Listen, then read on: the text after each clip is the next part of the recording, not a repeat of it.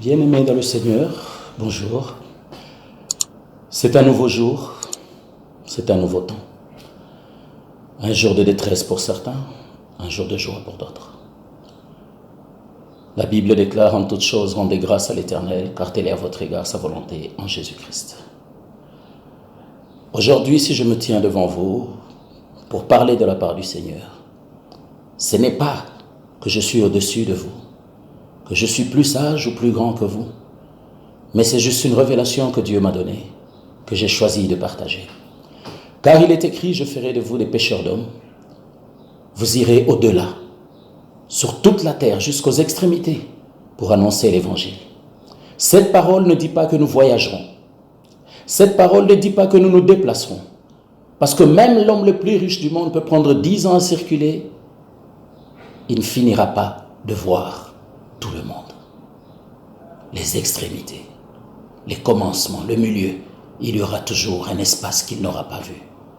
Voilà pourquoi Dieu, préparant et connaissant toutes choses à l'avance, a donné la sagesse à l'homme pour faire ce matériel qui permet de porter ce message au-delà de nos limites, qui permet de porter une prière qui atteint un cœur là où nous n'imaginons pas que nous pouvons porter un message qui donne vie.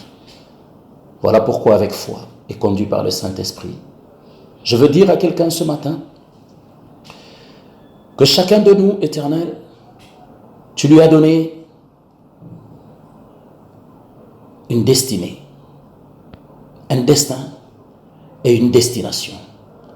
Mais ce matin, je vais parler de ma destination et de la destination de celui qui m'écoute. Vous savez, bien-aimés, la nature humaine aime se lamenter, pleurer, réclamer, plutôt que de tirer des leçons et l'enseignement. Dieu parle tantôt d'une manière, tantôt d'une autre, mais les gens n'y prennent pas garde. Dieu peut parler au travers de la douleur. Dieu peut parler au travers d'un accident. Dieu peut parler au travers du chômage, du célibat, de la stérilité, du divorce. Dieu peut parler de plusieurs manières car il est maître des temps et des circonstances. Moi, je bénis le Dieu que je sers et je ne perds pas ma foi, quelle que soit la force des vents ou la puissance de l'ouragan. Je sais une chose, l'Éternel est fidèle et sa parole est un missionnaire.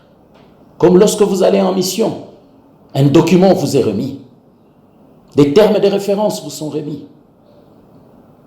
L'objet de la mission est connu, les frais vous ont donné, les moyens sont mis et il est dit en bas, les autorités tant civiles que militaires sont priées de vous venir en aide, de vous porter secours, quand cela sera nécessaire. Je veux dire à quelqu'un ce matin, autant la parole de Dieu lorsqu'elle quitte, elle quitte pour une destination.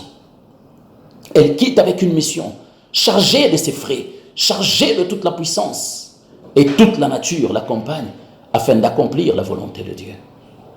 Alors, bien-aimés, je voudrais dire ce matin, oh bien-aimés, que lorsque les hommes ont marché, c'était pour une destination. Oui, les gens ont marché pour une destination.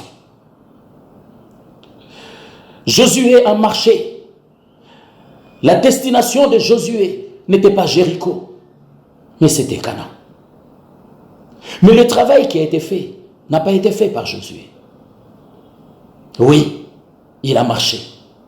La destination, alléluia, de Noé, c'était les 21 jours, mais il est allé à 28 jours.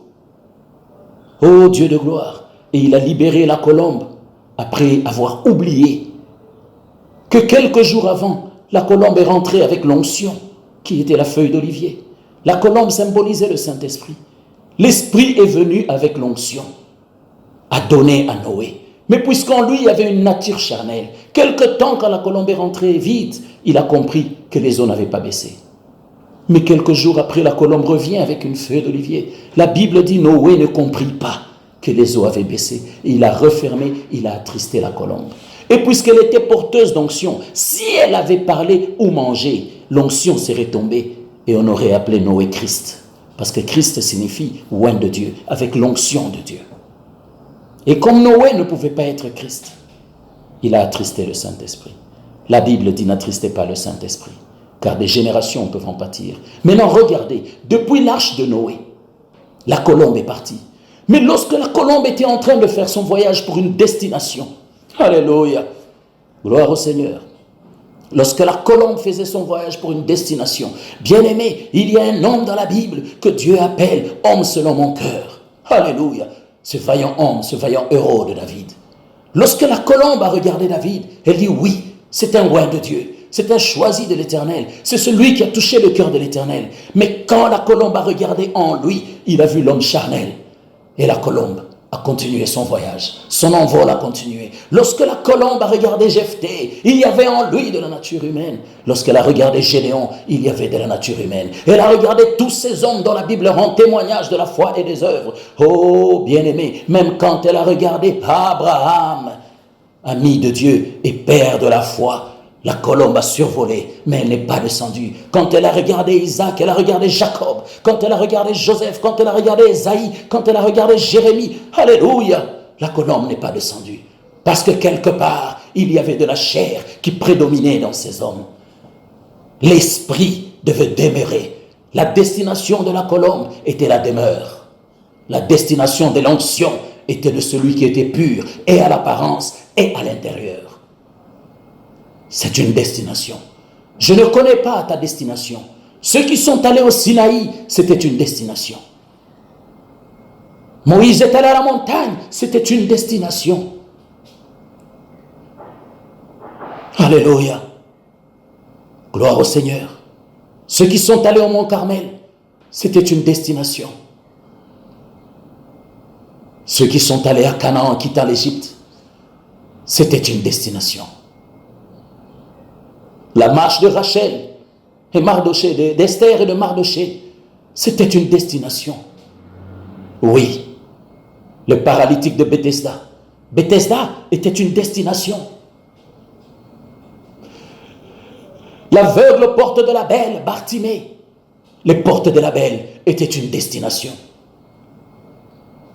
L'aveugle de Jéricho, quand il a quitté sa maison, traversé la ville, tout le monde le connaissait comme l'aveugle né. Il marchait vers une destination. Alléluia. Gethsémane était une destination. Oui.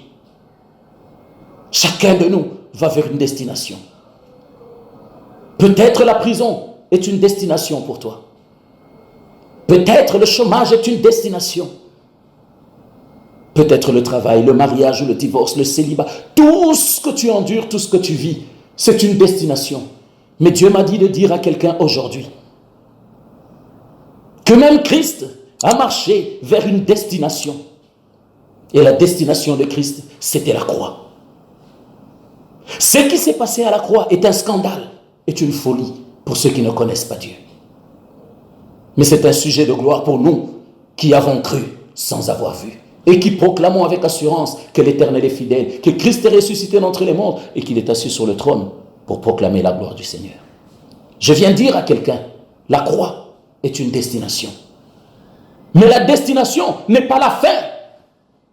Car Dieu m'a dit de dire à quelqu'un ce matin, la fin, c'est la gloire de l'Éternel. La croix était une fin. C'était la fin de ton humiliation. C'était la fin de ta nudité. C'était la fin du crachat. C'était la fin de moquerie. C'était la fin de la malédiction. Oui, la destination n'est pas une fin pour toi. Mais la destination est la fin de ta condition.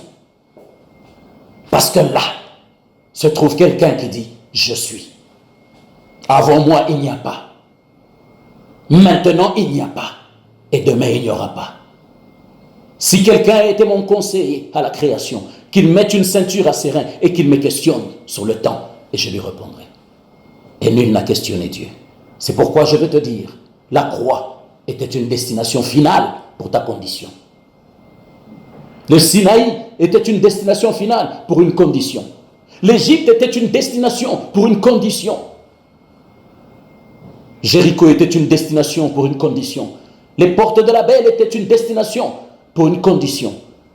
Athènes, Rome, Jérusalem étaient des destinations pour une condition. Lo-Debar était une destination pour une condition. Mais derrière la destination, là est la finalité, la gloire de l'Éternel. Alors ne pleure pas ce matin. Dieu m'a dit de dire à quelqu'un, parce que c'est un message qu'il m'a donné, la destination cache la gloire de l'Éternel. Et là où est la gloire, les âmes diront, oui, l'Éternel a visité son peuple. L'Éternel a visité son oint. Voici les marques de l'Éternel, nous suivrons. Alors que les hommes te suivent, parce que l'Éternel s'est manifesté, puisque tu as atteint la destination. Ta destination n'est pas une fin, mais ta destination cache la gloire de l'Éternel. Les gens ont cru que c'était fini à la croix, à Golgotha. Ils se sont réjouis. Ça s'appelle le lieu du crâne. Le crâne n'est pas la gloire. Mais c'était une destination de l'homme fait chair. Descendu dans le tombeau par la chair, mais ressuscité esprit. Là est la gloire. Que ta destination ne te trouble point. Que la destination que les hommes t'imposent ne te trouble point. Mais sois troublé de joie. Sois troublé d'assurance. Sois troublé de fermeté. Parce que derrière ta destination se trouve la gloire de l'Éternel.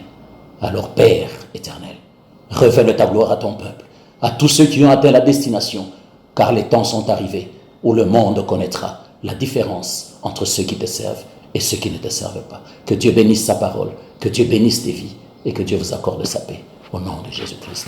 Amen.